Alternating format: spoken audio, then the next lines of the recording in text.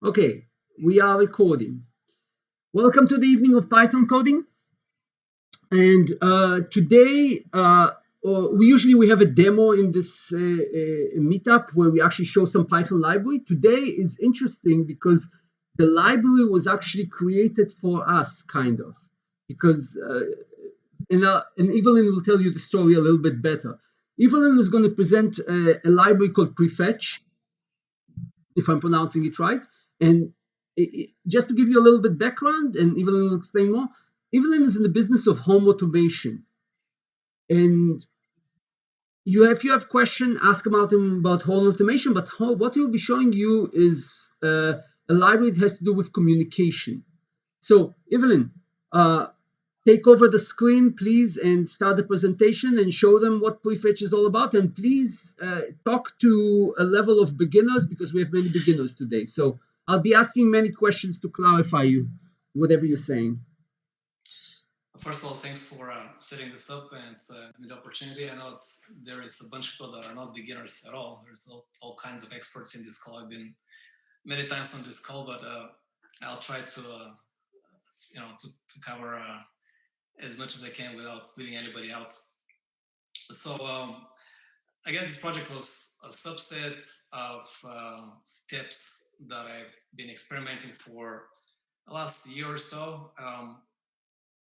My background is in usually web and telecom infrastructure, but a couple of years ago, I wanted to do something that's closer to home, to consumer. And the idea was to see what is possible to do with cutting edge AI in a local privacy preserving environment that I can give a local little box in a Raspberry Pi with some camera access to what's happening at home, but not necessarily worrying about where that data is going on some cloud and then having to ask permission to somebody's cloud API to give me back access to my own data. So that journey, led one thing to another, and it turns out that most of the tooling today is, as most of us are well aware, for this type of Web 2.0 cloud-centric applications, where the assumption is that all data is somehow collected in a resilient, scalable, cost-efficient, flexible, and so on environment in the cloud. And with that, the assumption is that it's a very secure place that nobody touches. And of course, we all know in the last couple of years that was shattered by on so many fronts, from camera companies, from Ring, Verkada, all kinds of camera companies getting hacked into, and random people, hackers, maybe not so random, getting access to all kinds of information in hospitals and companies, offices, homes.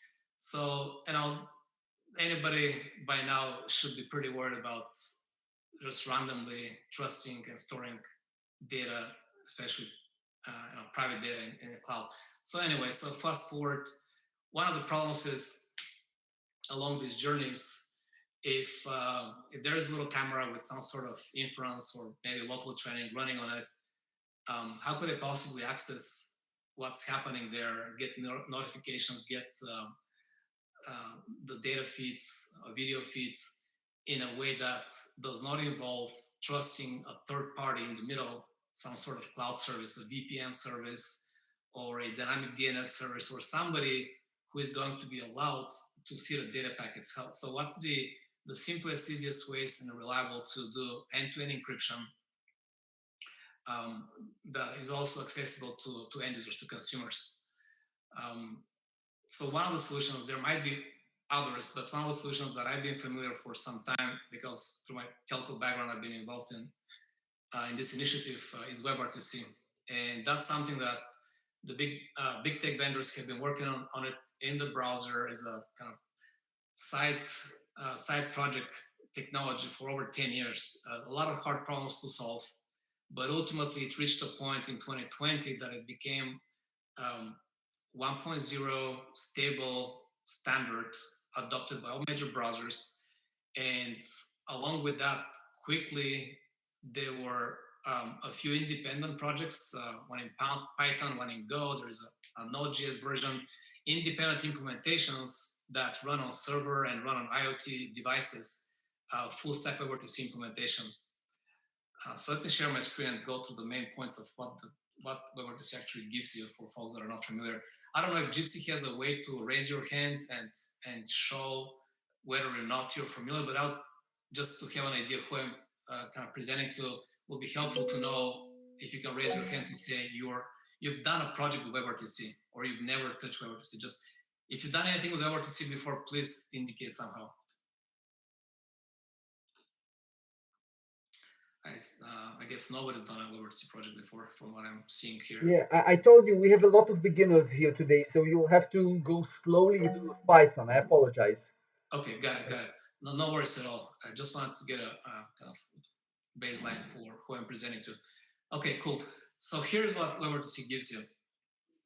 It was originally started as a way for two browsers on let's say two laptops, one in mobile, maybe one laptop, two browsers to connect directly with each other and trade data, video, audio.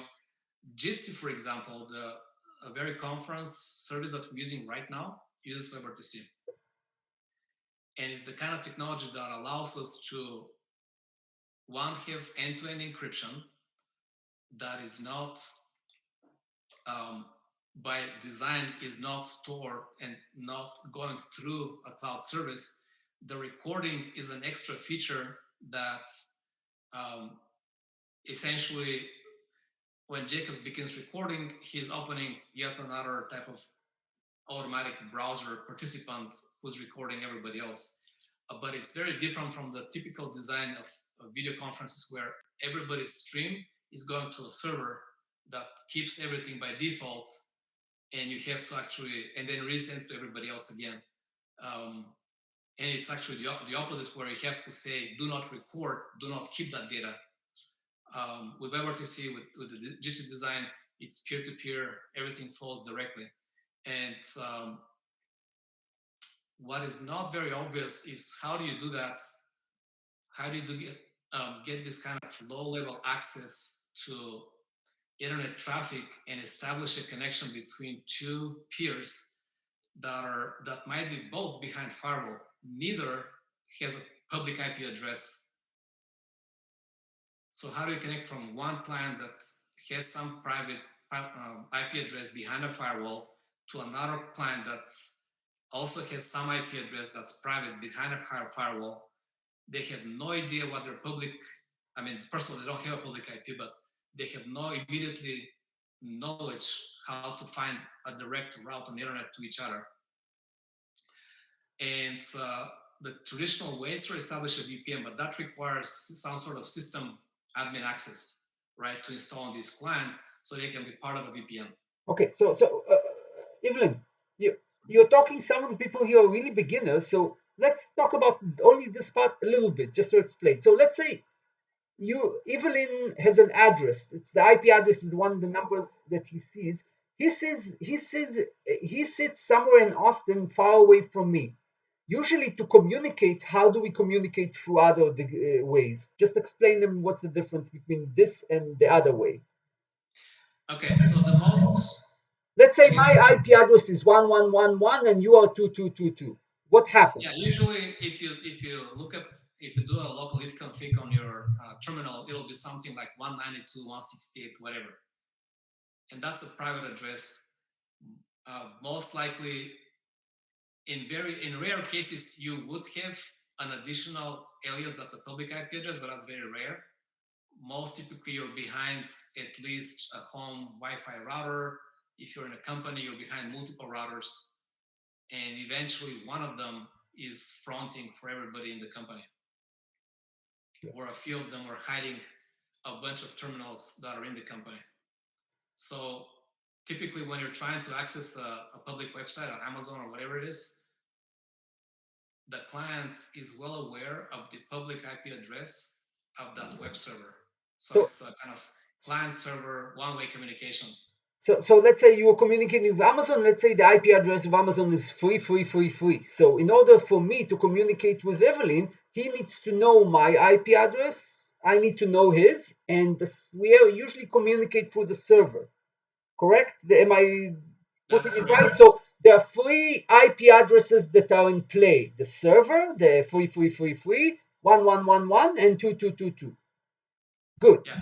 Typically, you can do a ping, go to the terminal, ping Amazon.com, right? And you get a response. The reason why that works is because Amazon is a public IP address, Bingo. or many IP addresses, Good. but they're all public. So now, what's the difference between this situation where we talk this is normal and what happens between what you want to do and what Prefetch does for us? So now start the story.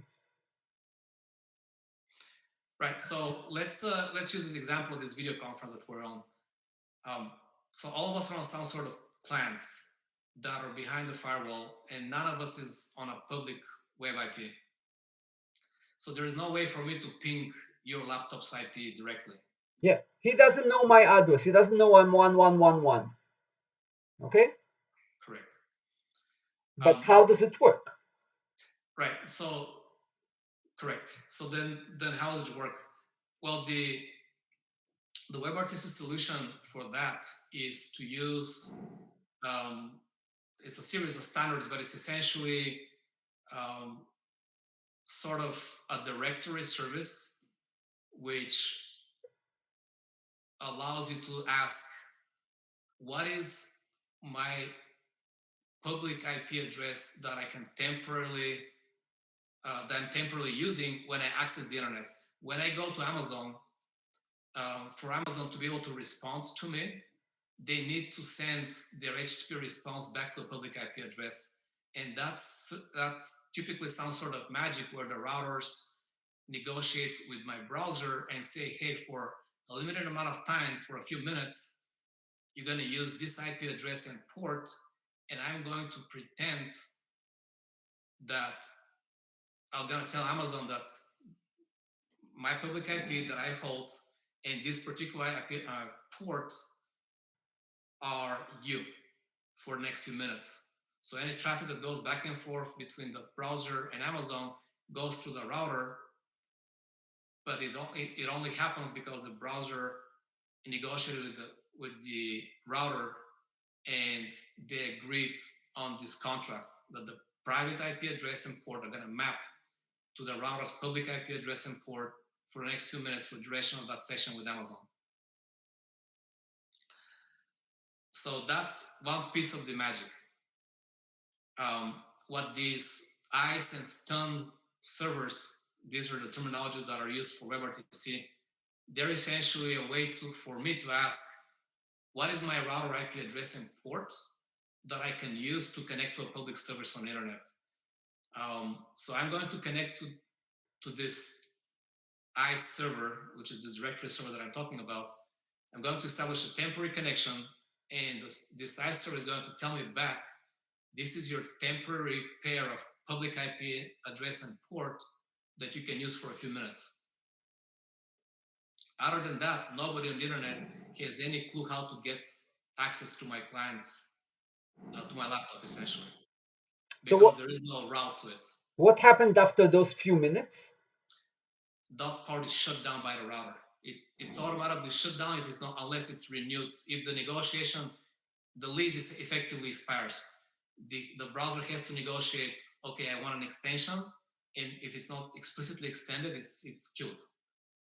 Okay, so basically there's an intermediate in the communication. Let's say Michael, if you want to talk to me, you talk to Michael and tell him for a little bit, look, you pretend that you are me, and then we'll be able to connect through Michael, but only for a few minutes. Something like this, correct? Exactly. Bingo.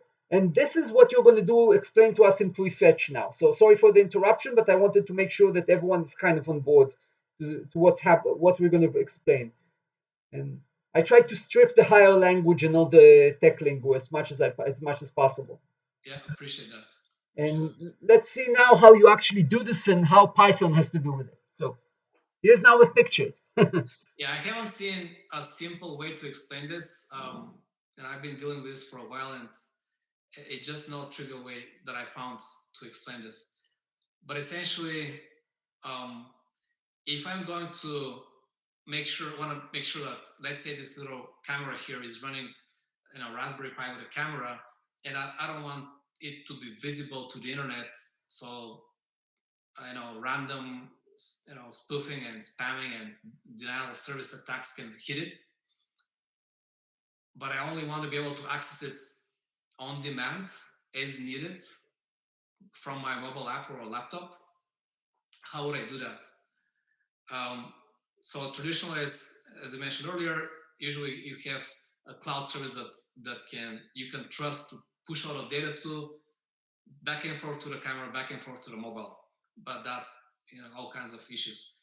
The WebRTC way is slightly different. Let me see. Okay.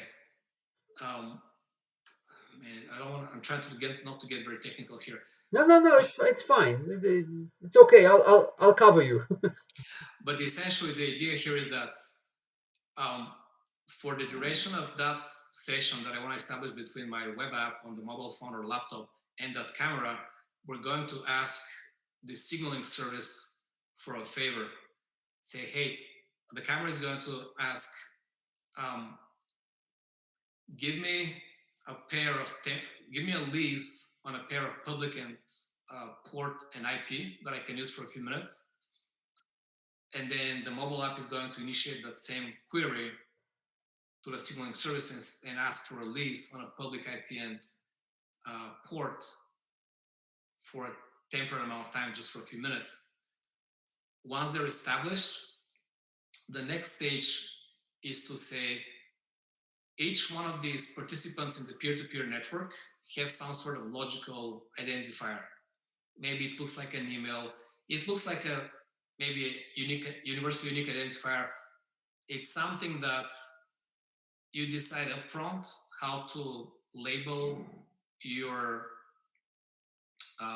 peers in the network, and maybe not security, serial number. But it's something that you decide upfront, and you attach to each one of these devices, typically when they're built up, when they're started for the first time. And the second phase of this conversation is, please give me the temporary public IP and port for the identifier of my camera so I can try to establish a connection. So that's the second stage. Once I have the identifier, and I can ask this directory server, it's called registrar usually in the telecom world. Once I can ask it, okay, for that identifier, what are the public IP and ports that are being leased? The third step is to establish a direct secure connection. And that's a SSL type of connection, an SSL TLS type of connection that's very similar. SSL, for those who don't know, secure socket layer. It's very similar to the HTTPS connection that you see between a browser and a web server. It's when you look at your browser and you see the lock at the corner near the website name, this means it's secure. This is the SSL TSL he's talking about. Correct. So now that so it's asymmetric keys. Now that you have that secure end-to-end encryption, that was the third step. You know that whoever you're sending data to is encrypted, and it can only be read by that site which owns the private key for the session, nobody else. Now the fourth step here is, if that is not secure enough for you, you can implement some sort of authentication challenge protocol. So like when you go to Gmail or to Amazon, it's a secure connection, but you usually still do an extra level of authentication with a username, password, or with a 2FA to verify that whoever you're securely connected to are who they say they are. Okay, so now with these steps, you've established a secure end-to-end encrypted connection on both sides, and with somebody that you trust. And at this point, the server, you no longer need the server that was in between, correct? Exactly correct. At this point, you can actually turn off HTTP access to both clients altogether, because the connection is direct over IP layer, not HTTP, direct over IP, usually UDP, but it can be TCP. It's secure, it's end-to-end, and it's over the shortest internet route. There is no server in the middle, no cloud service in the middle. Once this handshake is over, the authentication is done. All the data, video, audio flows directly between the two peers. Okay, so far, anyone has questions, jump in, please, if you didn't understand. And feel free, we'll explain. Evelyn will explain. I will listen. I have a small question. Yes, sir. Yes. Okay, so the connection can be started from a mobile phone, or what are the other ways that you can? What do you need to start a connection? Is it a mobile phone only? Yeah, that's one of the strengths of WebRTC that I'm aware of. It is implemented by all major browsers, so you can start it on anything that runs a major browser nowadays: Safari, Chrome, Firefox, Brave, so on. And the WebRTC stack itself as a framework, as a library, is available in Python, Go, Node.js, C. So it pretty much runs on any sort of recent device that runs, let's say, Linux or any major operating system. It's very widely available nowadays. So that's a development for last year. So if you have, and then the other question is, if you have a Raspberry Pi, so if you're in your home, you have a Raspberry Pi with Python running on it, then outside your home you can communicate with that Raspberry Pi and get any information. Is that correct? Exactly. Okay, correct. Good. Thanks. And you don't have to go for a third party. It's only your stuff. This is the nice stuff that he's telling you all about. And that's good. And it doesn't have to be a phone. It can be a Raspberry Pi. It can be a smartwatch. It can be many devices. Almost everything you can, almost any hardware, almost. That's correct. So, Evelyn, let's continue and connect little by little to Python. We're going slow. I apologize for all those who it's too slow for them, but we have a lot of beginners here today, and we want everyone to understand what we're talking about. Okay. So that's the kind of the concepts, the main concepts of the 3-4 steps that allow you this peer-to-peer secure end-to-end encrypted connection. Can you show us the diagram of the steps? Like you had this diagram you showed me at some point of all of the, like, this talks to this, just to show them how all those steps in. Yeah, it's I mean, this is looks like a very complicated diagram. It's very oversimplified.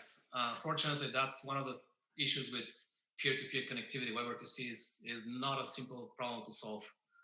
You know, I feel we're fortunate that finally big tech solved it and it's available, but it's not very trivial to work with. It takes some time. The learning curve is pretty steep to figure it out. Okay, you might want to share your screen. Just. Oh wait, I thought I'm showing it. Sorry. Yeah. This is why we lost your screen. Here's the diagram.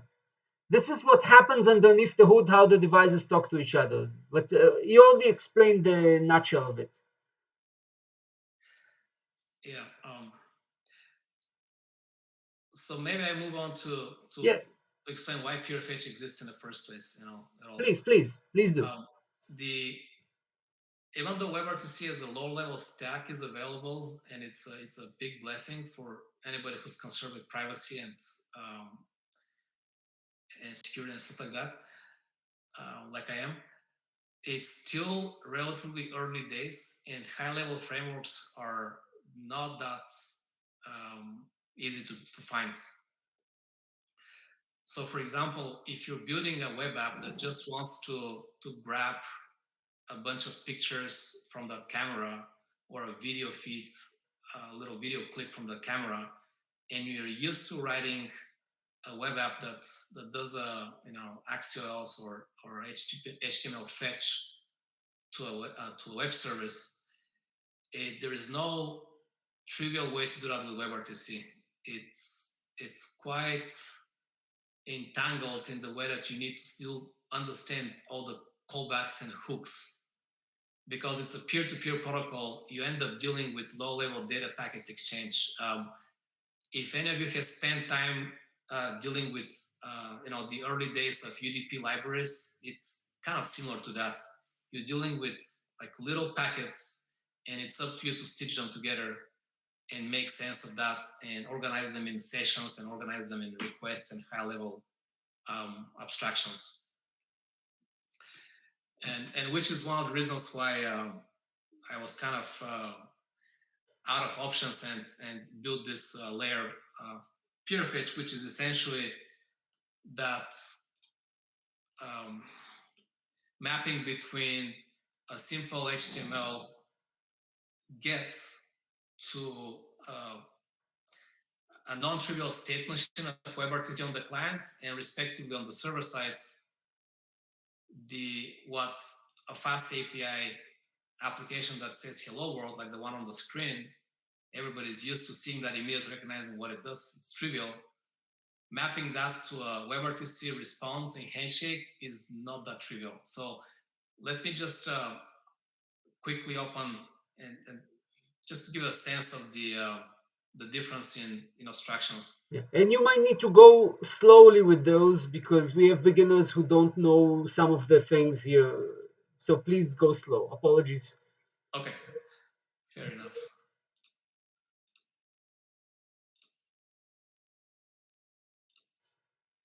Okay, so this proxy in Prefetch is actually layered on top of a AIO, asynchronous IO RTC, IORTC, which let me open it right here so everybody knows. That's the Python implementation of WebRTC. It's a really awesome project. They've done the really hard work.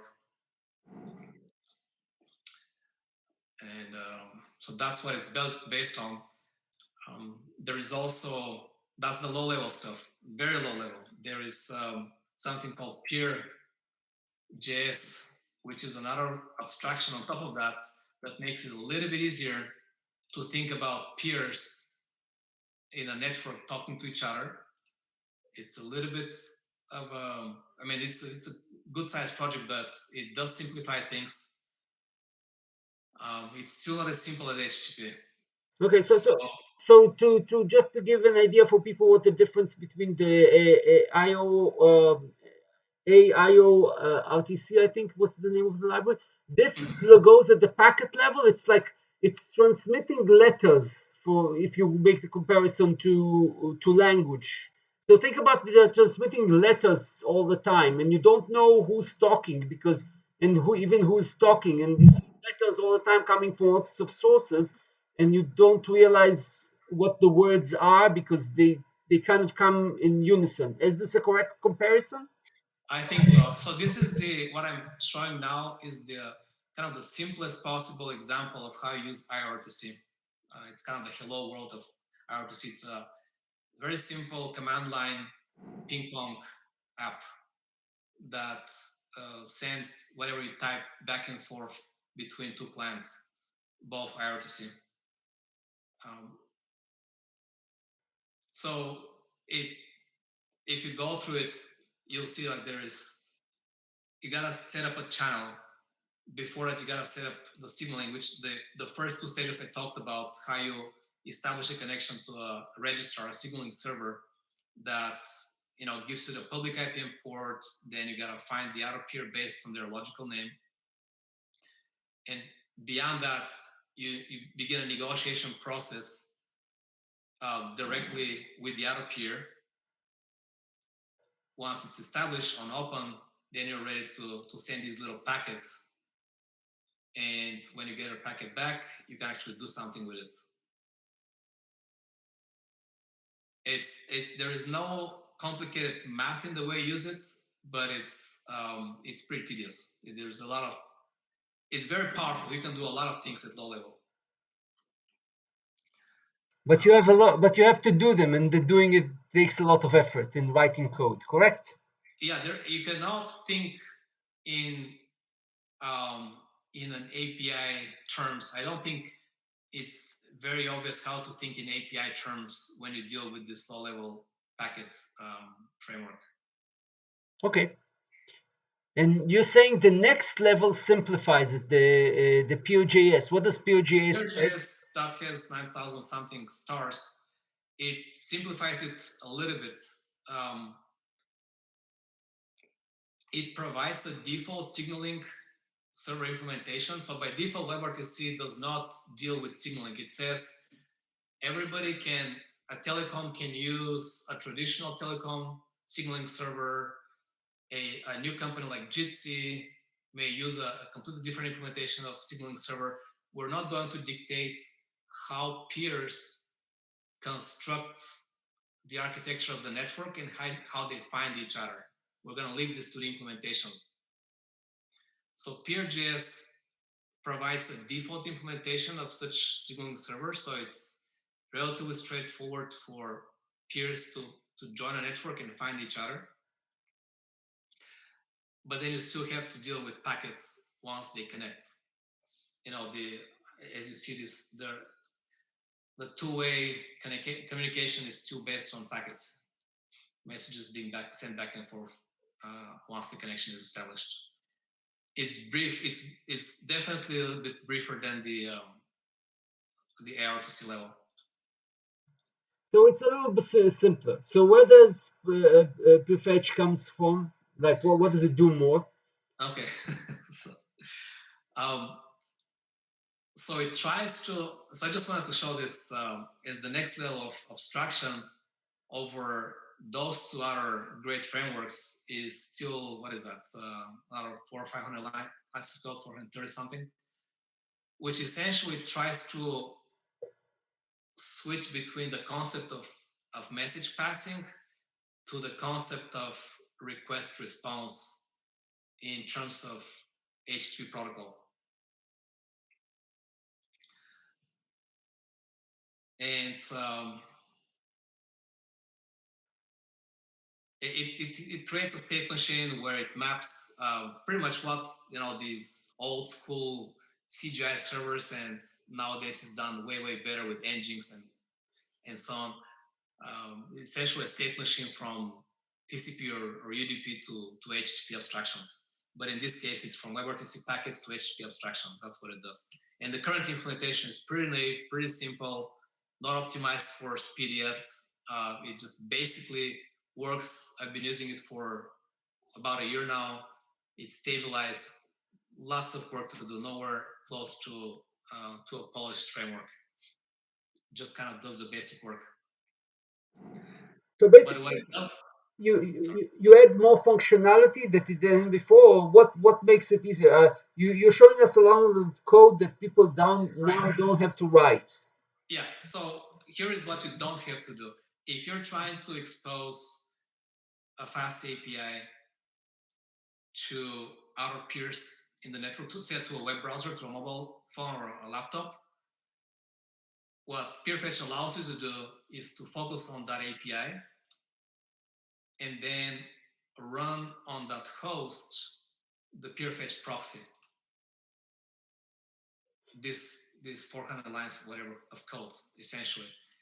And they do take care of proxying requests from the browser through WebRTC to that fast API. So if you're the one who writes the code on the Raspberry Pi and you want to expose some sort of web API, just focus on that. Ivelin, we lost you, I think. I hope it's temporary.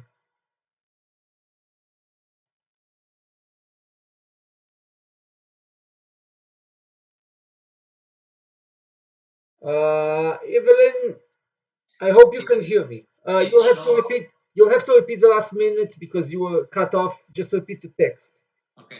It shows that I've been muted by John. I'm not sure what that means. It's a mistake. Someone pressed something. We're not very secure here. Okay. So essentially what I'm saying is that if you're writing some sort of app that let's say runs on a Pi, and you'd like to expose a web API on fast API, for example, that's what you can focus on, and then run on the same host, run on the same Pi, Prefetch proxy, and pretty much be done with it. So in simple words, Prefetch allows people to communicate the same way they used to do using regular APIs, only now you can do this peer-to-peer. Am I correct in what I'm saying? That's the essence of it. So it makes the programming much easier and much easier to what people are familiar with. And now you'll show us the actual demo line by line, so people will see exactly what you're doing.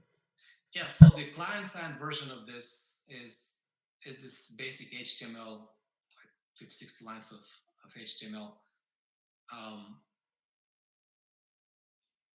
Let me just open the browser itself.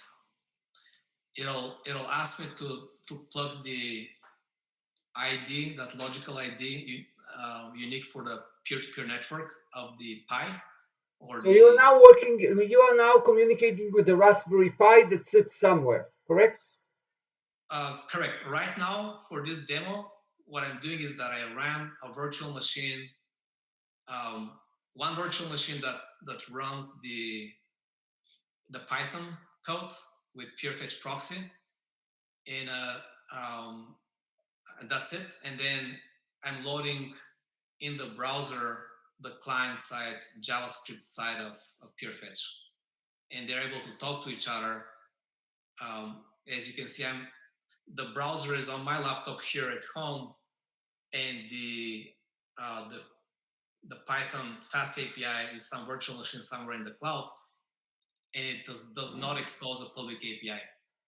See, if you can see what I'm showing here, they're all private IPs. None of them is a public IP. So basically, it's kind of, they don't expose addresses to each other really. They don't Correct. tell them who they are. They are talking to each other without telling too much information, correct? Correct. Both the Python virtual machine and the web browser, they are given these unique identifiers that they use to register with that signaling server with a registrar, so they can find each other. But that's it. They do not expose public IP addresses. So they have names like Ivelin and Jacob. So let's say I'm the virtual machine, I'm Jacob, and the browser is Ivelin. Correct. Those will be the friendly names. The actual names I'm using in this demo are UID4 crypto random names. Yeah. So now for the browser, because it's a disposable session, I just let it grab a random ID from that signaling server. But for the fast API machine, I've fixed it effectively. So you decided what its name is. So you decided what the name is, and everyone who knows this name is able to connect to it, correct? Correct. They're able to establish a secure connection. Beyond that, they can still implement authentication. Yeah. So beyond that, if they know who to talk to, they can later ask for a password. And if they don't know the password, then you know it's a wrong problem. Yeah, the Python end can challenge the browser to log in. Right now, I don't have that login challenge. I'm just allowing a connection as long as if you can find my unique ID, then you can connect. I don't challenge you for password. I could add that as a fast API challenge here. Yeah.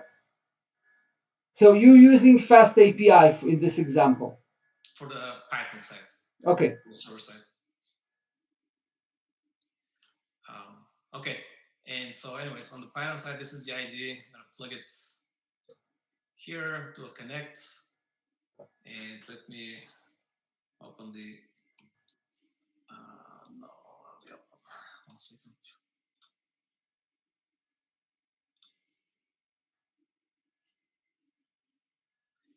I just wanted to see the flow of, there's a bunch of, how do I do this?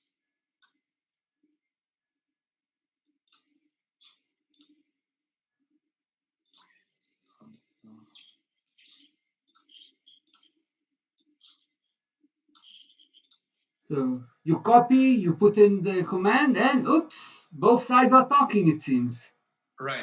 So yes, let me. How do I So make the this? right side is your server, and the left side is your local machine, correct? Actually, this is the Java console of the browser, Ah, okay. dumping debug logs of the communication. And here at the bottom is the virtual machine of the server. So we got a couple of requests to this Hello API on the Fast API, and what is running in a separate process on the same virtual machine is the Prefetch proxy. Okay, yeah, see, the connection expires if it's not renewed. Since I clicked, it went in and grabbed the API and immediately terminated the connection. So unless you implement a protocol which is built in, the point is that these connections are temporary and they expire by default. So their intention is that public access to be, for the most part, to be gone unless you need it.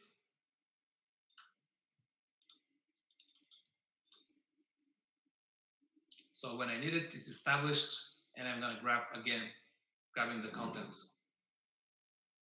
But when it's not needed, it'll sever the connection automatically. And let me go back to the HTML for a second. I think that's where it might become more clear how to use it from the browser side. Nothing magic, right? The buttons, the text fields here. When I click that connect button, essentially there is a little bit of boilerplate to put that browser client on the peer-to-peer network, which are these lines. Connect to the signaling server as a step 1, and then step 2, grab that ID of the remote peer I'm trying to connect to, establish that connection, and then the rest should be very familiar signature for pretty much any like Axios or HTML fetch. You get something and then you do something else with the response.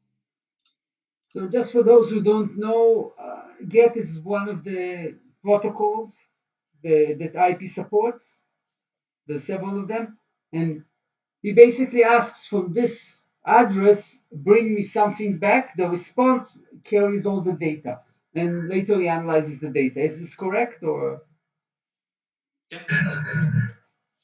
So this happens at the HTML. This is not Python, correct? Yeah, this is all JavaScript in HTML. This is the client side of the library. Good. Show us the server side, whatever happens on the cloud, and go show us what happens there. So this is what happened in the cloud, right? When I was doing that request, the Prefetch proxy was getting these connection requests here. They were negotiating with the browser, and then it proxied this GET request. Yeah. But show us the actual code of the demo, the Python one, and what actually happens there.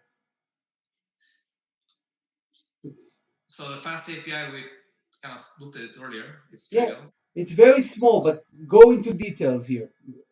I'm doing it for a purpose because some people will not get it. Okay. So Fast API is pretty popular, pretty fast-growing framework. I'm not an expert in it, but I use it. I like the simplicity and the automatic documentation of it. It's essentially allowing you to annotate a regular function as a REST API, as an open API compliant endpoint. And this is a trivial get hello, which returns a typical Python class, very simple class. Explain to them the endpoint, like the API hello. This is what you were saying. This is the endpoint. This is what you put after the HTTP request. So I'm telling Fast API, please map any requests, HTTP requests to API hello. So you see those that came from the client to the proxy, and the proxy sent to the fast API server. Yeah, expanded so I can open that. Yeah. And this small little hashtag, no, not hashtag, the walrus is what's called in Python. It's called the decorator. It basically wraps the function underneath. This is for the absolute beginners. It says when you run the function get hello, first wrap it with a function that does app get. So basically, it maps fast API to this function. So whenever a request comes to this API hello, the function get hello will be executed on the other side. Do I make sense or? I'm trying to get it down to the level of people, the lower level of beginners who never saw an API before. But this is how an API looks like, and the fast API is one of the better ones. It's a very nice framework. Yeah. I mean, there is a reason there's a meetup group, separate meetup group for just for fast API. It's just a good thing. I don't know if Kole, if you're still on the call and you want to chime in here to speak a few words about fast API. Not sure how much. Yeah, I mean, what you have here is, I mean, that's all you need really to use fast API, which is really nice. You have basically a class that you're responding with Pydantic, and you have your route that you've defined, and you have your CORS methods defined so that it can accept requests from other browsers, cross-origin resource sharing. So you don't have to do much for fast API to run. So it's nice to work with something that doesn't need a lot. So you did a perfect job just doing what you needed. Yeah, very convenient, self-documenting. I used to use Flask before that. It's also a really nice framework, but when it comes to documentation, it's a big hassle. Fast API does it better. So where does Prefetch come in? Where do you import it, and exactly where does it disappear and it becomes something else? So I guess the best way that I can explain is that as somebody who's writing a web API or an open API that you would like to allow somebody who has the access, secure access to the Pi to whatever device is running that fast API, you can think in those terms without worrying about how am I going to make that API available on the internet so it can be accessed remotely. You don't have to worry about that. And you also don't need to also worry about doing something that looks like this and map this sort of message passing low-level abstractions to fast API or to any other REST API. Yeah. I have a question. Go ahead.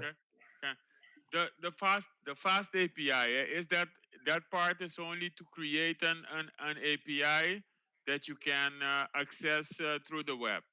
Is that so? So the fast API part is that done there because you wanted to do like HTTP and then you wanted to reach an endpoint. So is that correct? That fast API, the only reason why we have it here is you wanted to create an API via the web? That is correct. I wanted to on the Raspberry Pi side, I wanted to focus on whatever local AI tinkering I'm doing with it, and anything that I want to share with authorized clients to be exposed through an open API. That's all I wanted to worry about. So you if you have like a model, artificially intelligent model, and you want to expose it through the web, you can use Fast API to share that model with everybody, with some people. Correct. Okay. So where does the connection to happens? Like, can you show the lines of code where the connection happens between the API and the actually prefetch? On the client side or server side? So on the client side, these are the steps. So I'm saying first. This is the Java, yeah. That's the JavaScript side. Yeah. Now let's connect to the network. This is going to be the registrar, the signaling server, and the next step is to Prefetch. go connect to the ID of that Raspberry Pi. Okay, and where does it happen on the server side? On the server side, there is so Prefetch proxy itself is you can run it from the CLI, from the command line, but it also has a very similar configuration file. Let me open it for you. Which says, this is your signaling server. This is going to be your, it's part of the steps of figuring out what are going to be my public IP and port for duration of sessions. But these are essentially the same configuration, just letting it know how to join the same P2P network as the client. But you execute the servers execute something in Python.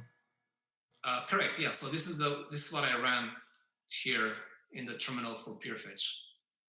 Bingo.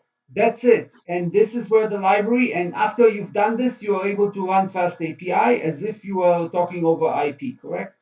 Yeah. Fast API runs in a separate process with this line on the same host. So this is where the library comes in. It comes in. You don't use it. You use it as a library that runs outside as a Python process. It is a Python process. Yes. Yeah. I was looking for it in the code, so it happens outside. So this is why I was asking, so people understand. Yeah, the configuration is where did it go? Essentially the same as on the client side, making sure they join the same network. I want the server side to have a fixed ID, so it can be always found by the same ID. Yeah. You can rotate it, correct? Correct. If I erase this file, the next time I run the proxy, it'll create this file again with another random IP. So you can make it actually be even more secure if you know what you're rotating. Like the name of the, I don't know if it makes sense, but you can make it even more secure. Yeah, so it can be, this can be anything unique as long as it's unique on that particular P2P network. And as we mentioned earlier, you can still implement authentication challenge at the Fast API level. Okay. So now after we've gotten to the low level, I know the answers, but allow me to ask you the question so people understand why are you doing this at all? What are you doing with this? Tell us, because you've been working on this for a year, but really you're doing something much higher level. So please tell us a little bit so people understand why you need this low level stuff. Yeah, so the problem that I was trying to solve is how to access securely this Raspberry Pi that that I have in my house that I'm running with this tinkering with these AI models, and the project is on GitHub. Yeah, show them the project so people know. Just like without going too much into advertising, but Ivelin was doing this company for several years now. How much? 3 years, something like that. A little over a year. Okay, but he met me about 3 years ago and telling me about this. So yeah, I guess the idea has been brewing for a while. But anyways, what are the big things so people understand what you're doing? What's one of the big things that your company is doing? Well, the goal is to really figure out if there is a way to put cutting edge models in an environment that people can use without having to worry about what happens to their data. whether it's through local training, local customization, federated learning. That's big questions that have yet to be worked out. But in the process, there were a bunch of obstacles that are getting worked out with the whole thing of trying to do this in a decentralized way that does not assume that you trust somebody's service or code. Question is, can you do this in completely open way, like completely open code, still deliver value with private data that doesn't leave the ownership, the device that the user owns. So basically, whatever you own is yours, and you don't have to use a service like Google or Amazon or anything else for someone to connect to you, or you to connect to yourself when you're outside the house. Correct? You can still connect to your camera from outside the house anywhere you are without using a third party service, and this is why we're doing this library. And give them one example of things you've been doing lately, so we'll give an idea of other things you're working with. You're saying models, like lots of models, but one of the models you were experimenting with later. Yeah, so there is a progressive web app that runs on mobile and desktop, which currently is it's public and anybody can try and use it. So this is the one that it has a public IP address. I can get the app itself, but when it comes to the app connecting to my camera, it will happen to a peer connection. So I can show you this app that I just grabbed from a public service. It's a Netlify, connects to the open source repo. When I run it, it grabs a timeline of detections in my house. So I have a camera here next to my desk that I'm playing with, and it detects people passing by and eventual falls. I'm, by the wall I go and I fall, and I pretend to see if the fall detection model works, and I'm tweaking with the team and experimenting. But all these images that are being pulled are coming directly from my camera that's in my entry room. So you can run the camera in your house, connect to it securely without any third party, meaning in a way that you only own whatever is happening. Not you don't need some middle person in the middle to actually connect to it. And after you connect, you can have your computer download the images from the camera and detect whether someone fell in the house. Let's say you have a parent that's old or something like that, and if they fell, you know about it, and then you can get maybe some sort of signal. Is this one of the possible applications? Yeah, that's essentially it. These images do not exist anywhere except for my browser cache and my camera at home. Bingo. So people who are worried about privacy, and also not only people, companies as well. So those are the applications, and this is why we need Prefetch. And I'm happy to say that Ivelin is actually accelerated the development of it and put some code just for to make it to the meetup today. So Ivelin, I want to thank you very much, just because this is unique. Yeah, thanks. I mean, that was eventually the goal, but I wanted to make sure it runs for a while before I publish it as a separate repo. But yeah, you definitely made it happen a little bit faster. So if you have any interest in this, Evelyn, you want any to leave any contact information, and you can put it on screen in case someone watches the video. The idea is that now, when you know that this library exists, it's open source, correct? Yep, Apache 2. Apache 2 license, so it's fairly open, easy to use license. You can use it, and you can contact Evelyn if you need any, augmentations, if you have any questions. So if you can leave some information for us, it will be helpful. Anyone has any questions? It's been a long presentation, so you've been very quiet, but please ask questions. It's a very special occasion. The library was made for this meetup, kind of. Not really, but kind of. Like Was packaged. package. I have another question. Is it possible to get what kind of data can you get through that? So the background is this: if I want to make a private conversation to somebody in China, I just pick I just pick a country. and then I want that so I don't want to use WhatsApp. I don't want to use anything. I just want to make that connection. Can I pass a voice through that connection? Yeah, that's essentially what Jitsi does. It uses WebRTC for voice and video. So I can, and how fast can it? What can I go through that? What can I get through that? Is it related to my internet speed? So if I have a high enough internet speed, then I can pass voice, video. I want to have a private Zoom meeting, but my own Zoom. Would that be possible? For sure. I mean, Jitsi, again, I keep mentioning because one of the nice open source frameworks out there. It's been there for a while. Emil, by the way, is based in Austin now, the founder. And it's all open source, so you can start there and tweak it for whichever application you want to use it. Okay. So it seems people are starting to coming up with all sorts of applications already. This is good. And this is in Python now. Remember, Python, and you saw how easy it is. It becomes easier when you add Python in the middle.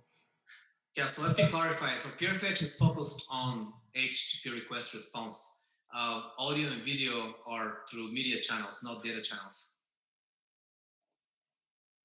So they don't use Prefetch. For audio and video, you use different frameworks. Okay, will you be open to, do you think about going into those directions in the future, or maybe expanding Prefetch or doing something else for that, or? Potentially, I haven't bumped into it, and I mean, there are probably more frameworks for audio and video than there are for data that I know of. I just want to say something. Thanks for this. I mean, I think the world is moving towards decentralization. So I think Jacob, last time you also talked about blockchain decentralization, and I see a lot of possibilities here because people don't want to be. They want their private stuff through all those those centralized systems, and I mean, people want to talk and to stream information and to pass information without everybody looking at that information. So I think if this is developed further, I think it's already good. But if it's developed further to get like video and audio, I mean, you will get your private telephone because basically you just want that connection, and then Ooh. nobody no, nobody. You don't want nobody. Probably they will try to ban it, but you don't want anybody to listen. You understand? Oh. Why do I need to go through WhatsApp or to whatever to talk to somebody? You understand? So I think Ah. basically people care about their privacy. They want decentralization, and peer to peer is the way to go. Interesting application. Yeah, good ideas. Yeah. Michael, was there anything in the chat? Any questions that we missed because I didn't see the chat? Let's give Michael a minute. He'll look up the chat. If there's something, he'll jump. Well, yeah, I mean, there's one right now that's. I have questions, but I'm on mute. So go ahead and Unmute yourself, guys. If you want to mute yourself, it's like if you don't mind. The questions in the chat is just in case some technical difficulty or anything. If you don't mind being recorded, unmute yourself.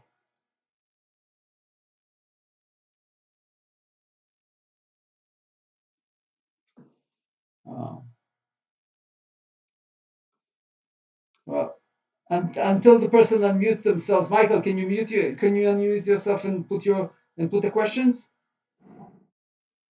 David says I cannot unmute myself. Okay. Ask the question in the chat. Sorry, David. It's like we'll try to fix it later. For now, there's like too many things. No one's muted on purpose. It's kind of random. Probably someone clicked something by mistake.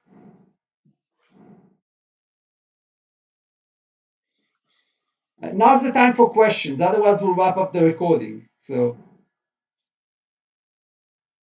Michael? Yeah, that's kind of the idea, David. What's the question? Because we don't see it. He made a statement: open systems versus closed systems. Healthcare, nursery. You're kind of on the spot. One of the original ideas of why I was even looking for this type of solutions is to set up a camera for my dad, who's now 71, and he falls and doesn't tell anybody. And I'm trying to figure out a fall detector that can notify me, so I can send my sister to go pick him up or somebody, because he's on the other side of the world and he's always fine. Nothing else ever hurts. But when my sister finds him, takes him to the emergency, she gets pissed at me. Yeah. So here's one application, but also there are many others we can start thinking about. So you said open systems and closed systems. So just to give you an idea, this week or last week there was a hospital hacked in Israel. Think about a hospital being hacked. This was a bad, really, really bad thing. It's messed up the entire system. They started attending the patients from paperwork, and this was really, really horrible. So think about maybe this in the future you'll have machines like this that don't go for something centralized, then maybe it will be harder to hack a system, maybe hack a machine instead. I don't know. It makes it harder. Yeah, I But don't know how popular the Verkada breach became, but I'll put it as a link here. It exposed footage from Tesla factories, from prisons, schools, hospitals. It happened a few months ago. They are enterprise smart cameras, and they've been collecting everybody's data that became available to hackers. so this is why maybe decentralization is a way to go for your protection. Maybe so everyone there you have security experts that will be know much more, but this is one of the options now that's available and available in Python. I think this whole discussion of Web3 decentralization is starting to come together. With a lot of um, that discussion for blockchain and the value being in the networks, not so much in owning and holding somebody's data hostage, is starting to become more and more real. Okay. Hey, Any Ivelin. I have Evelyn. If you want to start with this, I think I don't. This is like a little bit too advanced for me. But if you want to start, how would a project look like? Do you need an Raspberry Pi? You need to install it. Can you maybe say a few words about that? So what do you need, and do you need to import the library? Do you need to how do you need to do this? So from a junior's perspective,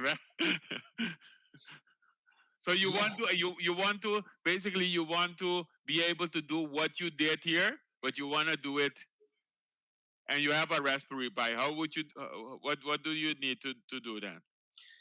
So if you go on to the homepage, actually I created as a separate standalone app this Hello World app in a subdirectory that can you share your screen and really show good them what idea you that Jacob came up with. He made me put it in a simple standalone app, both client and Python side. So that may be a starting point. can you show them on the webpage how to get there and what to do? Yeah, hold on. It's like just show them. It's a bit better because it's recorded. Later they can go back to the recording. Yeah, so of the main repo here is the examples, hello world. And you have the HTML site here. It shows you how to import the JavaScript library. And then this is what you run on the Raspberry Pi on the edge device. So you need to you need to download this into your Visual Studio screen. Do you need any like dependencies? Yes, You need so right, there's instructions how to set this whole thing up. okay, good. Install pulls all the requirement, all the dependencies are being pulled through the install. So you install this on the Raspberry Pi, or you installed it on the second computer? Correct. On virtual machine, whatever is going to act as the server. Okay. Your private server. Right. Exactly.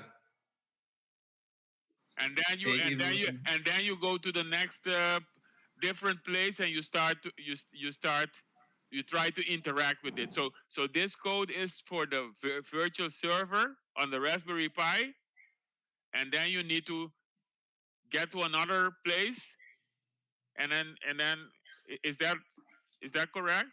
It is correct. On the client side for your web app, you would have something that looks like that, which imports the JavaScript library, and then you use it more or less like we use HTML fetch. Okay. Okay. Can I ask about your Raspberry Pi? What OS are you using? What model Raspberry Pi are you using? I've been focused on Pi 4B with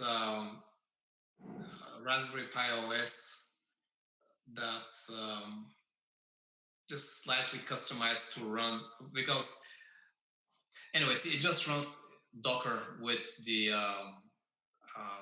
with TensorFlow and a bunch of other stuff bundled in it. Got it. Do you use like a did you like reformat the storage to fit storage for images and stuff, or? Not at all. No, just very basic vanilla, and all images are stored as in full size and thumbnails, and they're pulled through a JSON API. The thumbnails are 30K, but when you look at a mobile app, that's enough to determine whether or not the detection was real. Like if there's a person, you know it's a person, or if there's a fall, you know it's a fall. So it keeps it kind of lean on the client side. Got you. Cool. Thank you. Yep. I have a repo here with that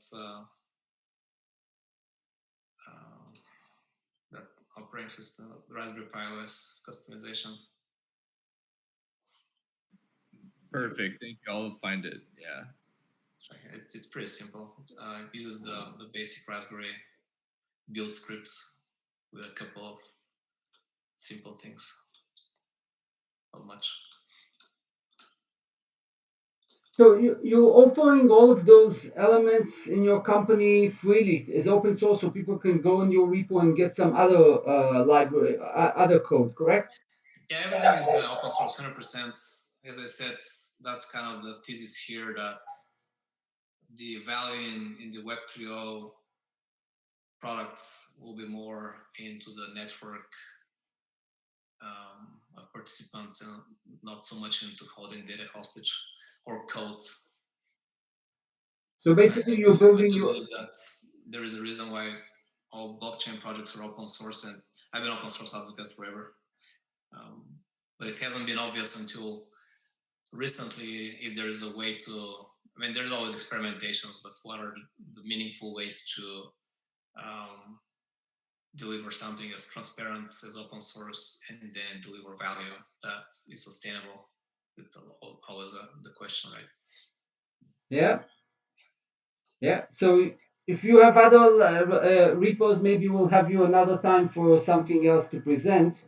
For now, unless someone has any pressing questions, I would like to stop the recording. It will just be long, and we'll still be here after the recording, and we can still continue discussions, but we're just not going to record it. So, any more questions? Going once? Going twice? Going 3 times? Well, no questions, but before I close the recording, I do want to thank you very much, and there's a way to show hands and like clap hands here, so please make a lot of claps. And It actually makes the sounds on my end with a clapping. It's really okay. Ivelin, thank you so much. It's been a one-time wonder that someone actually prepared the library for the evening of Python coding just for it. Not just for it, but like for that meeting. So this is a new record for us. Thank you for allowing us. hope it's useful. Thank you, Sherry, for letting me know that Docker is now included with the Raspberry Pi OS. I'll check it out. Yeah. Thank you so much. I'm stopping the recording, but hang around. We're not going away anywhere, and we'll just open it up for other questions.